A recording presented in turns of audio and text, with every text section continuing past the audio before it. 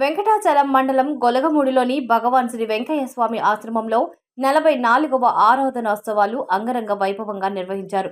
వెంకయ్య స్వామికి సర్వేపల్లి ఎమ్మెల్యే సోమిరెడ్డి చంద్రమోహన్ రెడ్డి, జ్యోతమ్మ దంపతులు పట్టు వస్త్రాలు సమర్పించారు. అనంతరం స్వామివారిని దర్శించుకొని ప్రత్యేక పూజలు నిర్వహించారు. రథోత్సవాన్ని ప్రారంభించి శ్రీ ఆంజనేయ స్వామి దేవస్థానంలో ప్రత్యేక పూజలు చేశారు.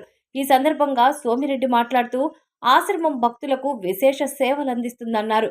ఏడాదికి 12 లక్షల మంది భక్తులకు అన్నప్రసాదం అందించడం, ఇంటర్మీడియట్ వరకు ఉచిత విద్య, ఉచిత వైద్య సేవలు, దివ్యాంగులకు కృత్రిమ అవయవాల పంపిణీ అభినందనీయమన్నారు.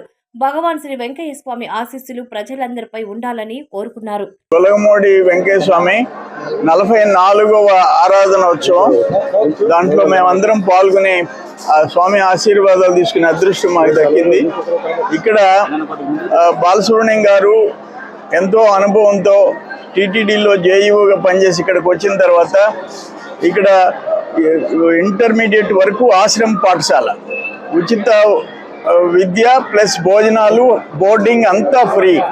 మళ్ళీ ఒక కళ్యాణ మండపం, మళ్ళీ హాస్పిటల్ స్టార్ట్ చేశారు. అక్కడ కూడా అంగవైకల్యం ఉండే వాళ్ళకి ఆర్టిఫిషియల్ చేతులు కానీ కాళ్ళు కానీ తయారు చేయించటం, అవన్నీ కూడా ఫ్రీగా చేసే పరిస్థితి. ఇట్లా ఈ టెంపుల్ ఎంత పెద్ద ఎత్తున డెవలప్ అయిందంటే ఇంక చెప్పాల్సిన అవసరం లేదు.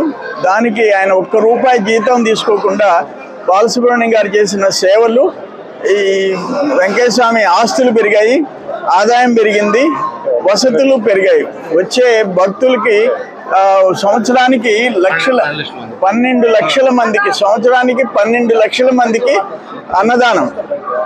అన్నదానం కార్యక్రమం.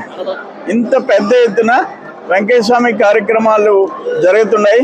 ఆ వెంకయ్య స్వామి ఆశీస్సులు అందరికీ ఉండాలని చెప్పేసి నేను కోరుకుంటున్నా.